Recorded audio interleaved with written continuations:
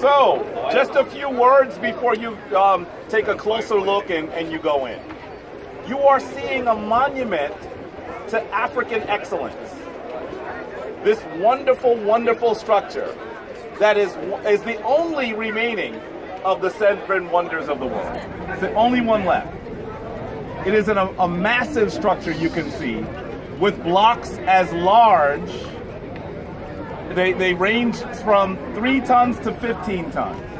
3.5 million blocks of wonderful stone. And the thing that I find most interesting is that Khufu did not intend for this incredible structure to look this way. You are actually seeing it in many ways, in all its splendor, in decrepit form. You see this section right here? You are seeing what is remaining of the finely polished Tura limestone. The entire Merkut, the entire pyramid, would have been covered in this finely polished limestone. It was torn off to build medieval Cairo, including one of the major mosques in the area. And so what you're seeing is not how it would have looked like in its original form. It would have been difficult to approach this in the noonday sun. It would have been polished and gleaming like a diamond in the desert. Standing at 381 feet. The final 30 feet have been removed when they removed the capstone off. But you'll notice that there's some poles that are approximating the actual proper height of this amazing building. Built by a king by the name of Khufu. Say Khufu with me. Khufu. We must say the names of our ancestors that they may continue to live.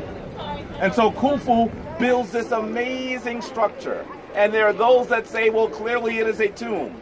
It seems that there is actually a neb ankh, or a coffin there. There's some people that say that it must have been an astrological device. There's good evidence that it actually is aligned, we'll talk about this more later, with specific stars. So yes, it was also an astrological device. You could also look at it as a public works project.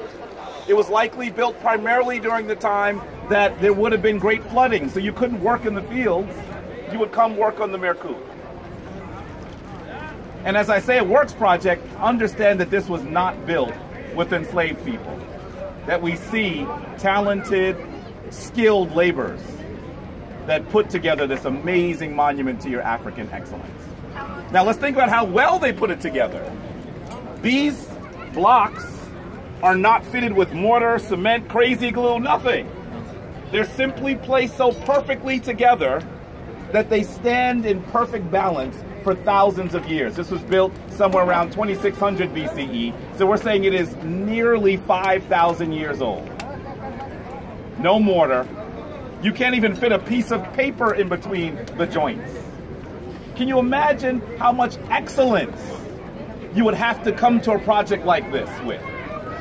Can you imagine that the outside that you're seeing is actually the rough inner core, and it's still amazing.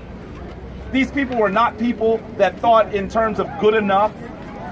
They weren't people that thought in terms of, well, it's okay, nobody will see that. They only thought that in order to be divine, they'd have to build in excellence. This is perhaps the greatest lesson that we need to learn as we move forward. And so once more, before we take a closer look, tell me the name of the great ancestor that had this built. His name is King Khufu. Say his name that he may be able to continue to live. We had a question. A question? Yes. How were they built? What tools? What was the process? Now here's something interesting. People continue to ask how they were built. And Brother Jabari and Brother Gamel will always tell you the truth. The real answer is we don't know. There's several really good theories, but we don't absolutely positively know. We know that a group from Japan, from Waseda University, attempted to replicate this at 1/10 the size. And they said they were going to build it with the copper chisels that we believe that were used. They could not cut the stone with copper chisels. They believed they'd be able to place the blocks at 1/10 the size, precisely. They could not do that. In fact, the blocks that they placed had massive fissures, and the modern Egyptian government forced them to demolish it because it was dangerous. So they couldn't use human engineering. They had to use cranes and air tools, pneumatic tools to do it, and they couldn't cut it with copper chisels, which is what we have been told that they cut it with. So honestly, we don't truly know. And it's so amazing that even when you, for those of you who are going in, when you see the burial chamber, you're going to note that the original Neb Ankh, the original coffin, is still there. Why is it still there when there's been such looting? Because the Neb Ankh is larger than the door, which means they likely built it around it. Imagine in your bedroom at home that there's a bed that you like so much that you put the bed down and then build the house around it. Can you imagine the excellence that you are seeing here before your eyes? Do we have any other quick questions before you move? Brother Sharif, did you want to say something? That's fine. I'm just having we are in now with things for going inside, right? So right. Groups. For those of you, now listen, all of us with your ticket, you can take a look at the outside, right? In fact, you can climb up to where, Sharif? I believe right up here, up there. But if you don't have tickets to go in, obviously you can't go in, right? If you do, I think there are 22 people on my bus that got tickets.